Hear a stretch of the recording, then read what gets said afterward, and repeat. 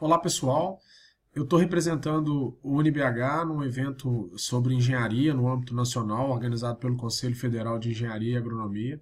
E a nossa aula dessa semana, ela vai ser dividida em três momentos. Então, primeiramente, vocês deverão recobrar os conceitos das métricas de produção e de processo que a gente falou na semana passada. Então, lembrem-se que a gente definiu um processo como sendo o conjunto de atividades e recursos orientados a transformar as entradas em saídas de maior valor agregado. Lembrem-se também que o resultado de um processo, quando ele é um processo produtivo, a gente chama de produção, né? E a gente tem ali como entradas os insumos, matérias-primas, os recursos e etc. A medida da eficiência de um processo produtivo também é chamada de produtividade, e aí essa produtividade, em essência, é o que nos interessa.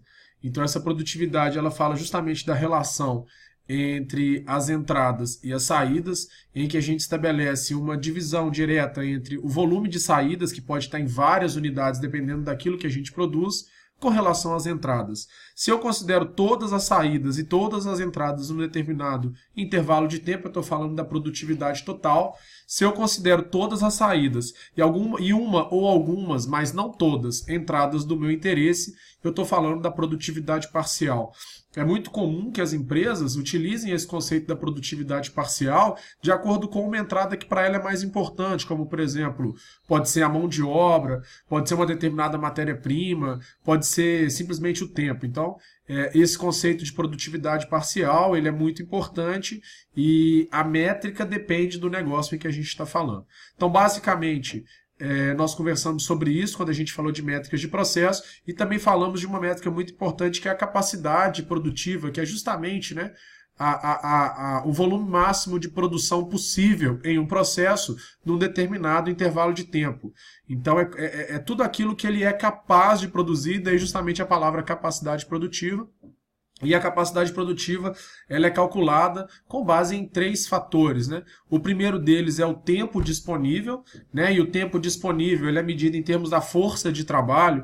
Então, se eu tenho lá, por exemplo, duas pessoas, né, dois operadores que trabalham durante 8 horas, eu posso dizer que o meu tempo disponível em um dia não é 8 horas. São os dois homens, né, que eu tenho trabalhando 8 horas. Então eu tenho um tempo disponível sob a ótica da força de trabalho de 16 homem-hora. Ou seja, eu multipliquei os dois homens pelas 8 horas diárias e achei o meu tempo disponível em um dia, né, uma jornada de trabalho.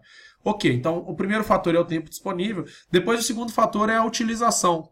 A utilização é o percentual do tempo disponível que é empregado em atividades de produção. Ou seja, se eu tenho esses mesmos dois funcionários que trabalham às 8 horas por dia, mas eu sei que todo dia eles ficam, sei lá, 1 hora em atividades que não são de produção, que podem ser, por exemplo, 30 minutos de treinamento, 15 minutos de ginástica laboral e mais 15 minutos no banheiro. Essas são atividades importantes, atividades que fazem parte da jornada de trabalho, mas que não são atividades de produção.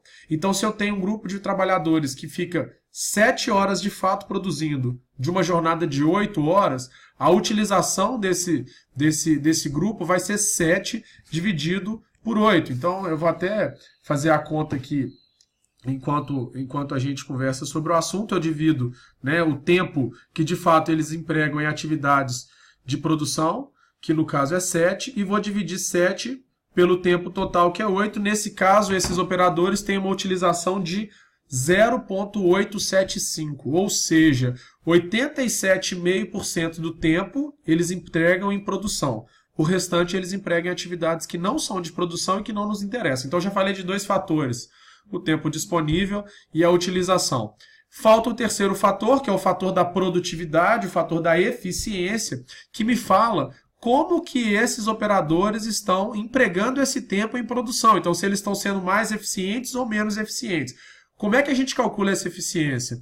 Com base no tempo padrão ou no volume padrão de produção. Se eu disser que uma peça gasta 10 horas para ser produzida segundo o seu tempo padrão e os operadores estão gastando 8 horas, então eu consigo calcular a eficiência dividindo, né, o tempo padrão pelo tempo efetivamente utilizado na produção. Então, se a peça gasta 10 horas para ser produzida, mas a minha equipe está produzindo em 8, eu tenho uma eficiência de 10 dividido por 8 dá 1,25 ou 125%. Tá certo? Então, a gente calculou a eficiência com base no tempo.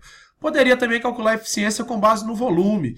Então, se o volume padrão de produção em 1 hora é de 100 peças, mas os meus operadores estão produzindo 130 peças naquele mesmo intervalo de tempo, então eu posso calcular o volume efetivamente produzido, 130, dividido pelo volume padrão de produção naquele tempo. Então, 130 dividido por 100 está dando 1,3, ou seja, 130%. Então, vimos aí que tem duas maneiras de calcular a eficiência, uma baseada no volume. Quando eu calculo baseado no volume, o volume efetivamente produzido é o numerador, e o volume padrão, aquele obtido com o tempo padrão, é o denominador. Quando eu calculo a eficiência utilizando o tempo, o numerador é o tempo padrão e o tempo efetivamente utilizado para a produção é o denominador. Então temos que ficar atento a isso. Então lembramos aí, nós temos que a capacidade produtiva de um processo é dada pelo tempo disponível, calculado com base na força de trabalho, né? Na maioria das vezes a gente vai multiplicar a quantidade de homens pela quantidade de horas. A utilização, que é o percentual de tempo empregado em atividades de produção, e a eficiência, que é a produtividade com a qual eu emprego esse tempo em produção. Tá certo? Então, feito aí essa primeira introdução aí de 7 minutos, nós vamos partir agora para a resolução da nossa primeira lista, que trata de produtividade e capacidade produtiva. Espero que vocês aproveitem aí, que vocês possam juntar esse vídeo com as notas de aulas de vocês para a gente poder seguir em frente. Muito obrigado a todos, um grande abraço e até breve.